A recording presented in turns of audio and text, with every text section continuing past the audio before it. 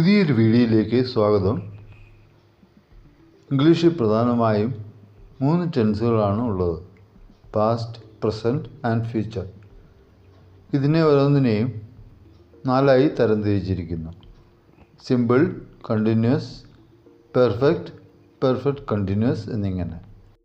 ഈ വീഡിയോയിൽ സിമ്പിൾ ടെൻസിനെ കുറിച്ചും കണ്ടിന്യൂസ് ടെൻസിനെ കുറിച്ചുമാണ് നോക്കുന്നത്. വീഡിയോ ആദ്യമായി കാണുന്നവർ ചാനൽ സബ്സ്ക്രൈബ് ചെയ്ത് തന്നെ സപ്പോർട്ട് ചെയ്യുക. നേരെ വീഡിയോയിലേക്ക് പോകാം. സിമ്പിൾ എന്ന വാക്കിൻ്റെ അർത്ഥം തന്നെ ലളിതം എന്നാണല്ലോ. അപ്പോൾ സിമ്പിൾ ടെൻസ് എന്നാൽ ലളിതമായ ടെൻസ്. അതിൽ കോംപ്ലിക്കേറ്റഡായി യാതൊന്നുമില്ല. ആദ്യം സിമ്പിൾ പ്രസൻറ്റ് നോക്കാം. Describes habitual action, universal truth and facts. പതിവായി ചെയ്യുന്ന കാര്യങ്ങളെയും എന്നും നിലനിൽക്കുന്ന സത്യങ്ങളെയും കാണിക്കാൻ ഉപയോഗിക്കുന്നു.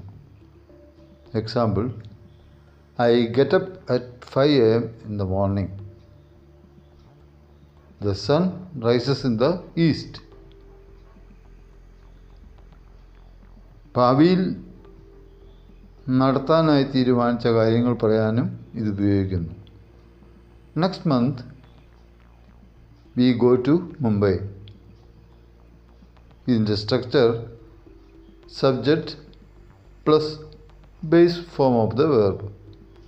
സബ്ജക്റ്റ് തേർഡ് പേഴ്സൺ സിംഗുലർ ആണെങ്കിൽ, അതായത് ഹി, ഷീ, ഇറ്റ്. സബ്ജക്റ്റ് ആണെങ്കിൽ വെർബിൻ്റെ കൂടെ എസ് അല്ലെങ്കിൽ ഇ എസ് ചേർക്കണം.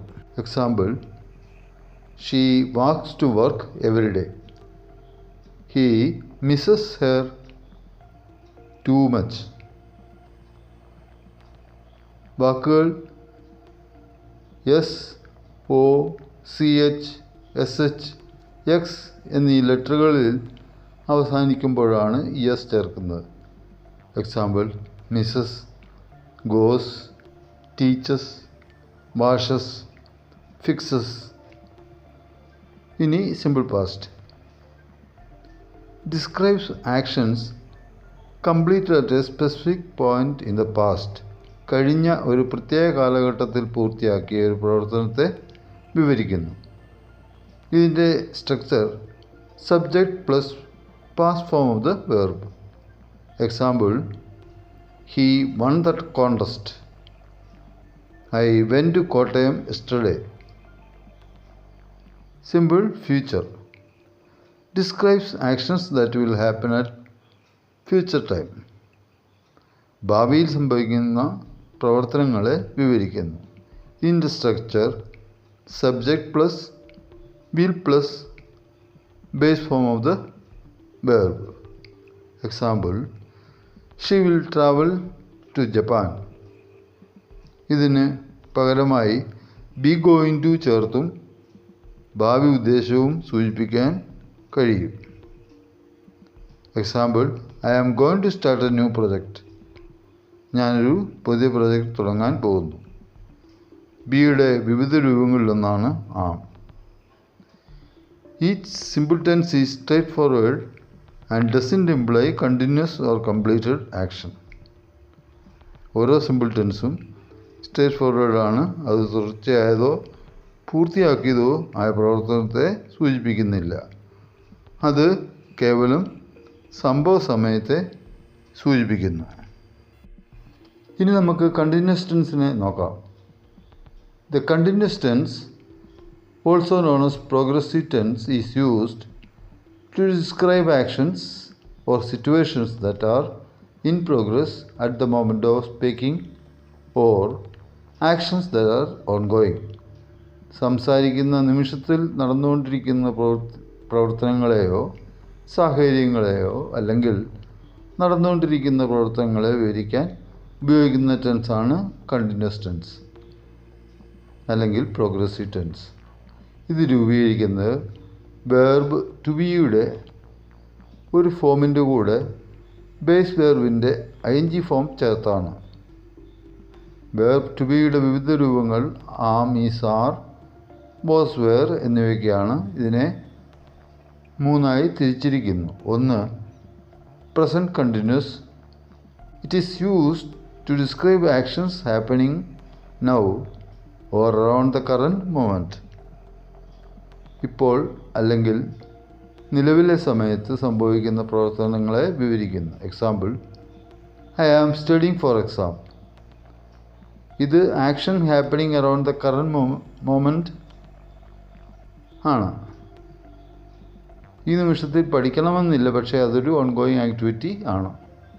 മറ്റൊരു example, she is reading a book. She is reading it at this moment.